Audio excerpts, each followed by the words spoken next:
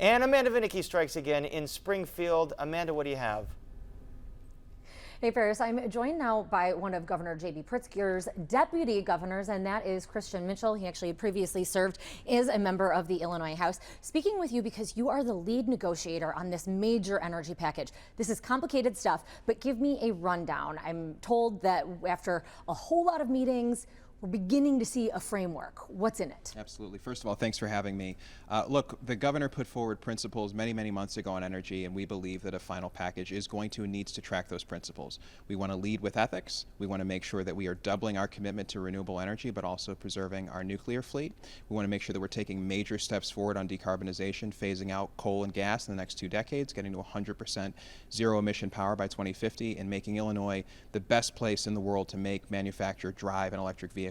We think this package can and should do that, and we'll also make sure we end some of the things like formula rates that got some folks in trouble in recent years. Got some folks in trouble talking about that corruption scandal, ComEd admitting to a long-running bribery scheme. Now, a part of that, however, ComEd's parent company, Exelon, is asking for something like $500 million from ratepayers. They say it's needed. Otherwise, they are going to close a pair of nuclear plants. That would mean losing jobs and also hurting Illinois' attempts to reach those clean energy goals. So how much appetite is there for it, given the corruption that we've just mentioned, to give Exelon more money? And what sort of figure is appropriate for ratepayers to be giving over to? Yeah, well, first of all, this is why the governor took a very different approach that's been taken before. So we did an independent audit that looked at their finances, said, do these guys need help? Do they not? Turns out those 2 plants do need some help.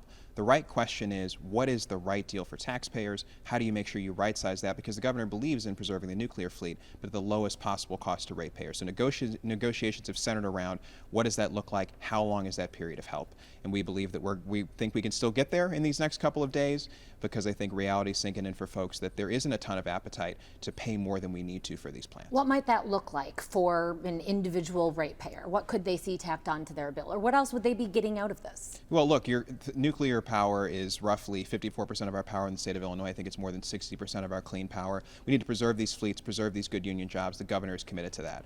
What you're looking at is probably just a few cents on a bill, but what we want to make sure of, given everything that's happened in COVID and how people are hurting right now, that we are doing as little as possible to make sure that we are, yes, preserving these jobs, but not hurting the average ratepayer. That's the governor's principle, and the legislature agrees on that. And then we also have 50 Democratic legislators signing on just this week to a letter saying that unless there is a set date for Illinois to go carbon-free, they aren't going to be for any package. You mentioned something about this.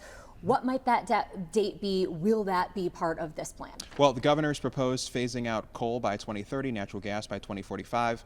We're having conversation with the legislature about that, 100% clean power by 2050, but the governor has said he's not going to sign a bill that doesn't do significant steps on climate change, significantly decarbonize our electric sector. So we believe that, and frankly, it's not going to get to his desk if 50 people are saying they're not going to vote without it. Exactly. Once again, thank you so very much for joining us. I know this is complicated stuff, but we, of course, will have the latest on it as things shape up. Thanks again to Deputy Governor Christian Mitchell. Back to you guys. Yeah, Amanda, these energy bills always tend to be so complex with so many prongs. We'll see how it makes it down to the wire. Only a few days to go.